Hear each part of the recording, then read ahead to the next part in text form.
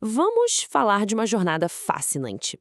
Uma que começou em segredo, em salas militares, e hoje ela basicamente define o nosso mundo digital.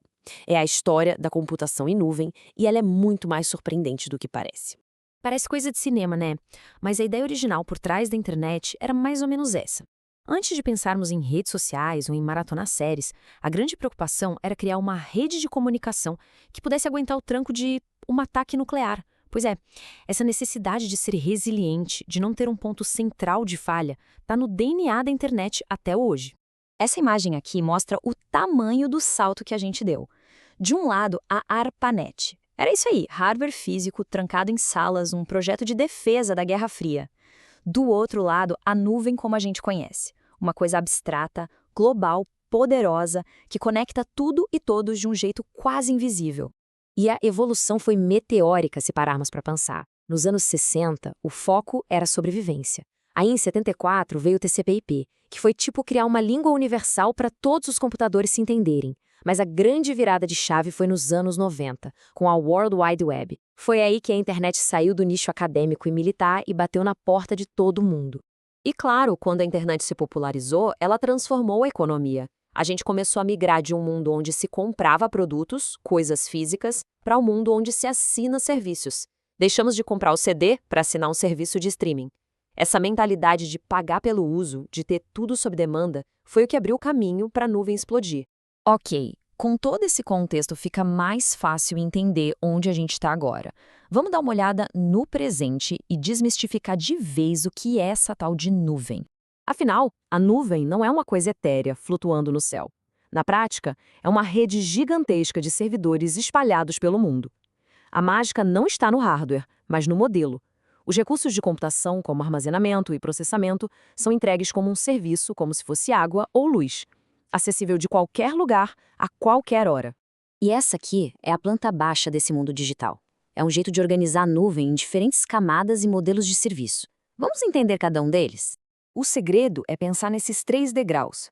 O IaaS, ou Infraestrutura como Serviço, é a base de tudo. Servidores virtuais, armazenamento, é o tijolo e cimento.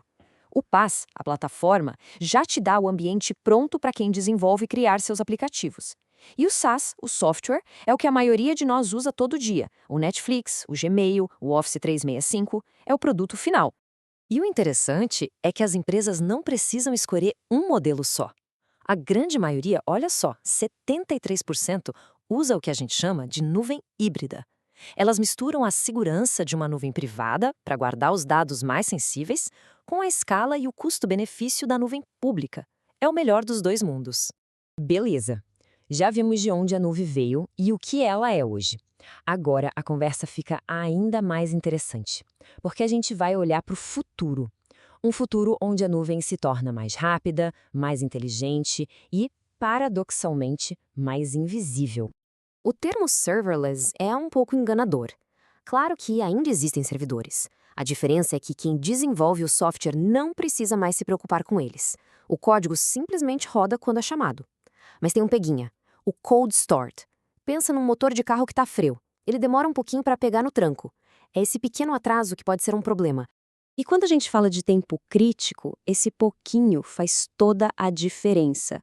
Para coisas como um carro autônomo que precisa frear, ou um robô fazendo uma cirurgia à distância, a latência, aquele tempo que a informação leva para ir e voltar de um servidor, não é uma opção. Milissegundos podem significar uma catástrofe. A solução para isso é o que a gente vê aqui. Em vez de mandar tudo para uma nuvem central que pode estar a milhares de quilômetros, o processamento é feito mais perto de onde as coisas acontecem. É a computação de borda, ou edge computing. A ideia é simples: processar os dados na ponta, garantindo uma resposta quase instantânea. E é aqui que tudo se amarra. O futuro da tecnologia se apoia nessa tríade poderosa.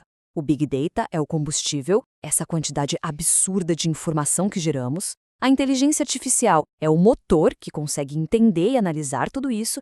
E a nuvem é a infraestrutura global, a energia que alimenta esse motor em escala planetária. Um não vive sem o outro. Agora, vamos dar um passo além. Um salto tão grande que nos leva a uma nova forma de computar, que opera nas regras da física quântica e promete resolver problemas que hoje são simplesmente impossíveis para os computadores mais potentes do mundo. Para entender a diferença, a analogia do interruptor é perfeita.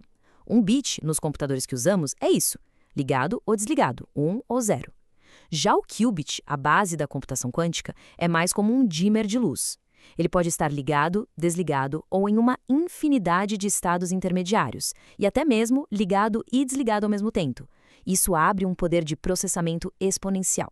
Essas máquinas, como a da imagem, são absurdamente complexas e caras, mas o mais incrível não é nem a máquina em si, é o fato de que não é preciso ter uma dessas na garagem de casa para usar. A nuvem tornou-se a tecnologia acessível. Pesquisadores e empresas do mundo todo podem alugar o tempo de processamento de um computador quântico. Esse modelo tem nome, é a computação quântica como serviço, ou QCaaS. É a democratização de uma das tecnologias mais disruptivas da história, tudo graças ao modelo de serviço que a nuvem consolidou. Mas com tanto poder e tanta complexidade distribuída, vem uma pergunta fundamental, né? Como a gente protege tudo isso? Como se garante a segurança de uma infraestrutura que é, por natureza, cada vez mais abstrata? A investigação de crimes digitais teve que se reinventar completamente. A cena do crime na nuvem não é um lugar físico, ela é virtual, global, compartilhada por milhares de usuários. Por isso, a investigação precisa ser pensada de forma tridimensional, como nesse cubo. Não é uma linha reta. A investigação agora acontece em 3 frentes ao mesmo tempo. A dimensão técnica, para saber como coletar as evidências, a dimensão legal, que é um labirinto de leis diferentes em cada país, e a dimensão organizacional, que precisa coordenar todo mundo, os investigadores, os advogados, a empresa, o provedor de nuvem. É uma operação de guerra. E isso nos leva a um conceito incrível, a forense como serviço.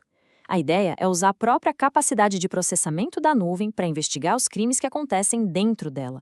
É quase como se a nuvem desenvolvesse seu próprio sistema imunológico, aprendendo a se monitorar e se proteger. Então, a gente começou com uma rede militar projetada para sobreviver ao fim do mundo e chegou a um cérebro digital global que está prestes a se tornar quântico. A jornada é fantástica, mas nos deixa com essa pergunta no ar. À medida que o nosso mundo passa a ser orquestrado por essa inteligência, como a gente garante que a era quântica seja também uma era segura? A resposta para isso vai definir o nosso futuro.